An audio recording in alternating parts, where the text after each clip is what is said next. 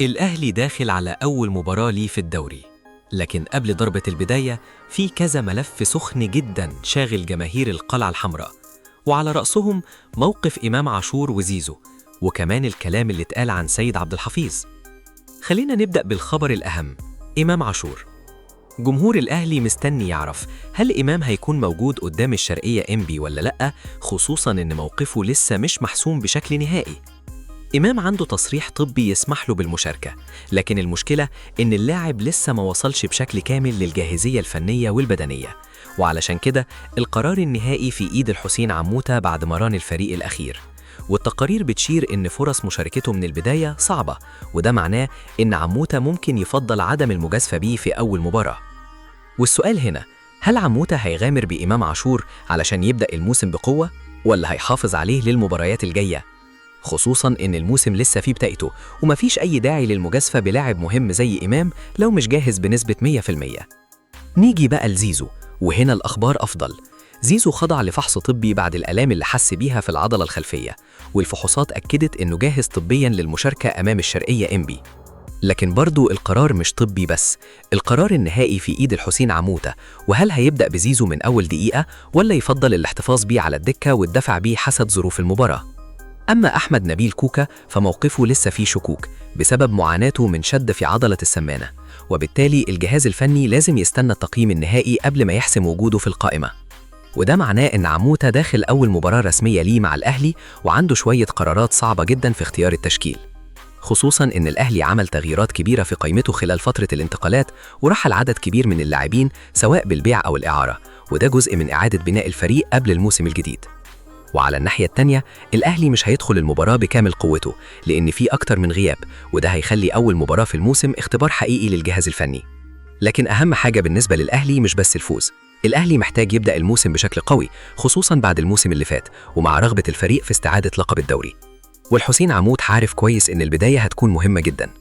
الجمهور مش هيحكم على الفريق من مباراة واحدة، لكن بالتأكيد هيبدأ ياخد انطباع عن شكل الأهلي الجديد وطريقة لعب الفريق واللاعبين اللي هيعتمد عليهم المدرب. نيجي بقى للملف اللي عمل جدل كبير، سيد عبد الحفيظ. اسم سيد عبد الحفيظ رجع يظهر بقوة في أخبار الأهلي خلال الفترة الأخيرة، خصوصاً مع الكلام عن إمكانية عودته لمنصب داخل النادي. لكن لازم نفرق بين الكلام المتداول والمعلومة المؤكدة. في تقارير نفت عودته لمنصب المدير الرياضي، وبالتالي لحد دلوقتي مفيش تأكيد رسمي على رجوع عبد الحفيظ للمنصب بالشكل اللي اتقال على السوشيال ميديا. لكن في نفس الوقت سيد عبد الحفيظ لسه ليه دور داخل النادي، وسبق وكان ليه دور مهم في ملف تجديد عقد إمام عاشور اللي تم تمديده مع الأهلي حتى 2030. يعني اسم عبد الحفيظ لسه موجود بقوة في ملفات الأهلي، لكن الكلام عن عودته لمنصب المدير الرياضي تحديداً لازم يتاخد بحذر لحد ما يكون في إعلان رسمي. وفي ملف تاني مرتبط بسيد عبد الحفيظ، محمد شريف خرج يتكلم عن الشائعات اللي اتقالت عن وجود خلاف بينه وبين عبد الحفيظ، وشريف كان واضح جدا وقال انه مفيش اي خلاف حصل بينهم، وانه بيحب سيد عبد الحفيظ جدا، ونفى الكلام اللي اتقال عن وجود أزمة بينهم. وشريف كمان كشف كواليس رحيله عن الأهلي وانتقاله على سبيل الإعارة إلى الزراء العراقي، وقال انه تعرض للظلم بسبب بعض الأخبار اللي اتنشرت عنه. نرجع بقى للمباراة نفسها. الأهلي هيواجه الشرقية إنبي في الجولة الأولى من الدوري، والمباراة هتكون أول اختبار رسمي للفريق تحت قيادة الحسين عموتة، وده اختبار مش سهل زي ما البعض ممكن يتخيل. الشرقية إنبي داخل المباراة وهو عارف إنه بيواجه الأهلي، وأي نقطة أو نتيجة إيجابية قدام فريق بحجم الأهلي هتكون دفعة قوية جدا للفريق في بداية الموسم. وفي المقابل الأهلي عايز يبعت رسالة من أول جولة إنه جاهز للمنافسة على اللقب، فالمباراة مش مجرد افتتاح موسم، دي أول فرصة للجمهور يشوف الأهلي الجديد بشكل رسمي. هل زيزو هيبدأ؟ هل إمام عاشور هيظهر ولا عموتة هيأجل عودته؟ هل الإصابات هتأثر على اختيارات المدرب؟ وهل الأهلي يقدر يحقق بداية قوية ويبعت رسالة لكل المنافسين؟ كل الأسئلة دي هتجاوب عليها أرض الملعب، لكن الحاجة المؤكدة إن الأهلي داخل الموسم الجديد بطموح كبير، ومع تغييرات كبيرة في القائمة والجهاز الفني، الجماهير مستنية تشوف هل التغييرات دي هتظهر من أول مباراة، ولا الفريق هيحتاج وقت علشان يوصل لأفضل مستوى. وإنت بقى توقعك إيه؟ هل الأهلي هيكسب الشرقية إنبي بسهولة؟ وهل شايف إن إمام عاشور لازم يبدأ لو كان جاهز، ولا الأفضل إن عموتة ما يجازفش بيه؟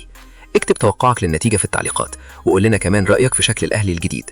ولو عايز تتابع كل أخبار الأهلي والإصابات والتشكيل والصفقات أول بأول، ما تنساش تعمل اشتراك في القناة وتفعل الجرس.